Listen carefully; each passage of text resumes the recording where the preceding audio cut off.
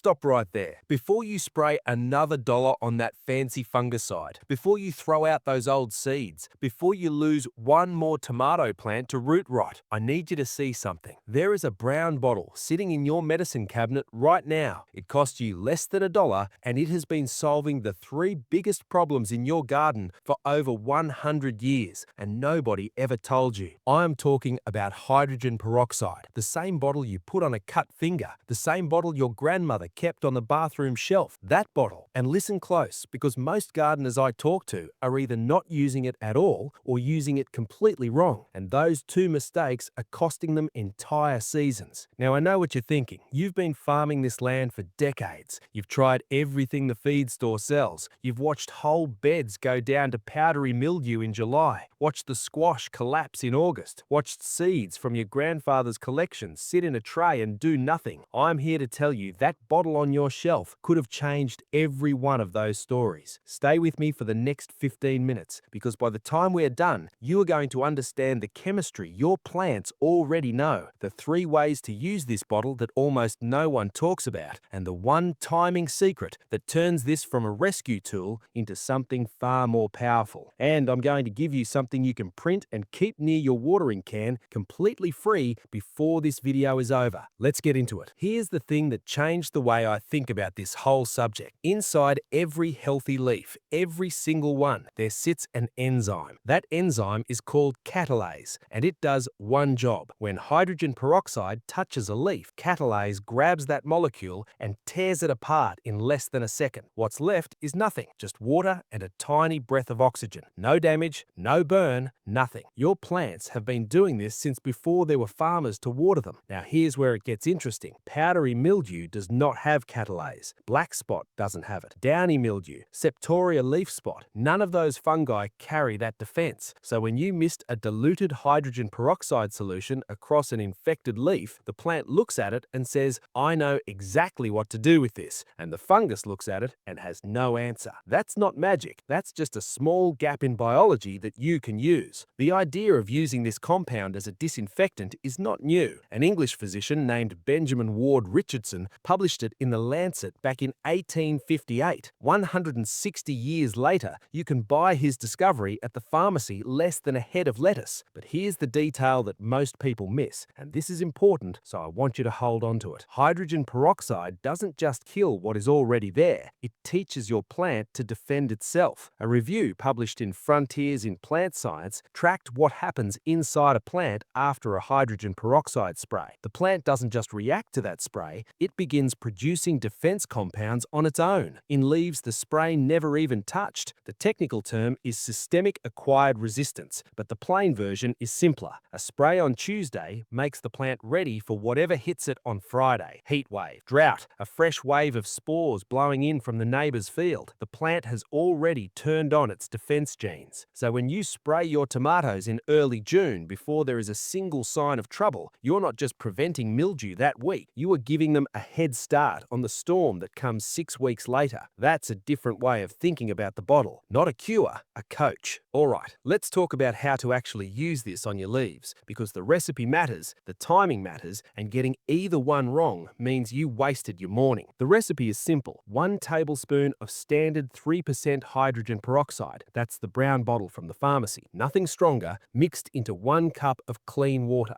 That gives you roughly a 1% solution, and that's all you need. Mix only what you plan to use that day. Once diluted, hydrogen peroxide starts breaking down within hours. Don't mix a gallon on Sunday and expect it to work on Thursday. Fresh every time. Pour the mixture into a fine mist sprayer, not a stream, a mist. Now, and this is the one I see people get wrong more than anything else, never spray in the middle of the day. Ultraviolet light from the sun tears the peroxide molecule apart before it can do its work, and wet leaves under hot sun can scorch. So you're looking for 2 windows: early morning, that first cool hour before the sun gets sharp, or the last hour before before dusk. Coat both sides of every leaf. I can't stress this enough. Fungal spores hide on the undersides. That cool, damp shadow on the bottom of a squash leaf, that's where they live. If you spray only the tops, you've done half the job and got none of the benefit. For the plants you already know are vulnerable, your squash, your cucumbers, your zucchini, your roses, your zinnias, apply once a week through the growing season. Spray on the calendar like you water.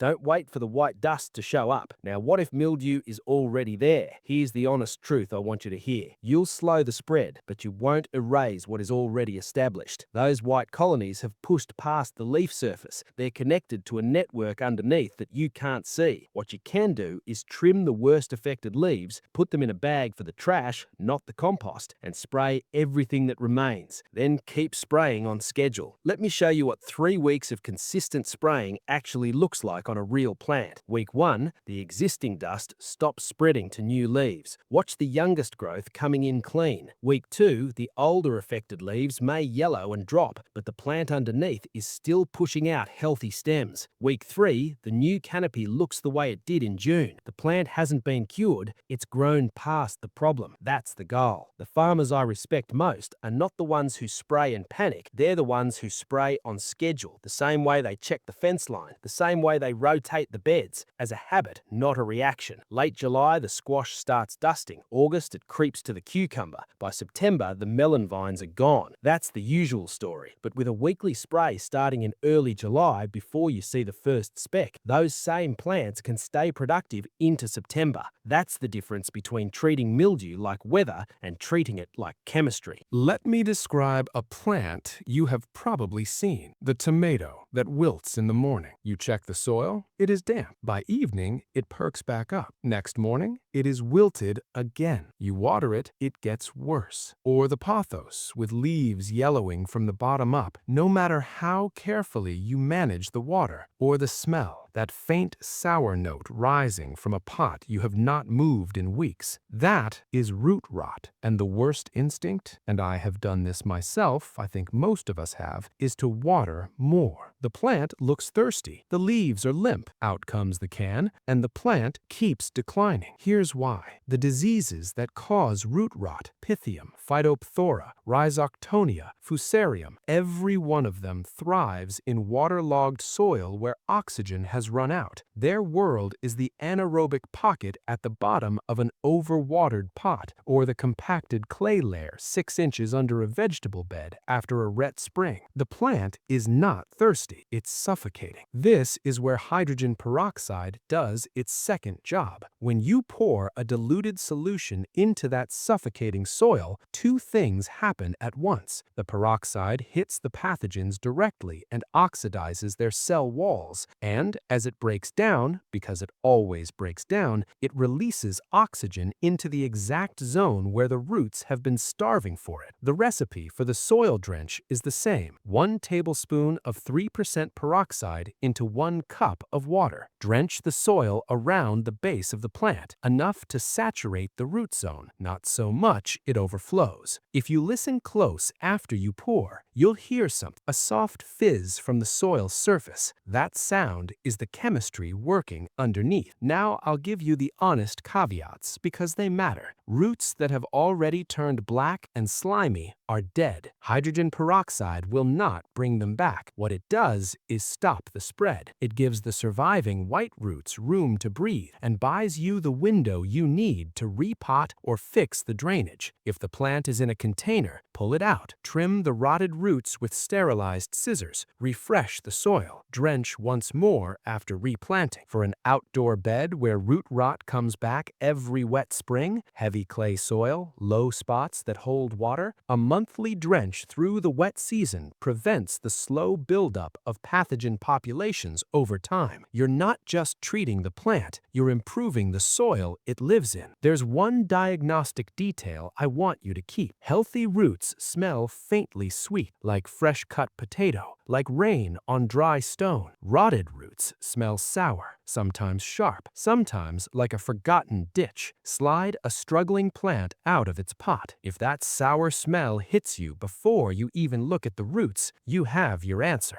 Trust your nose. It catches root rot before your eyes can.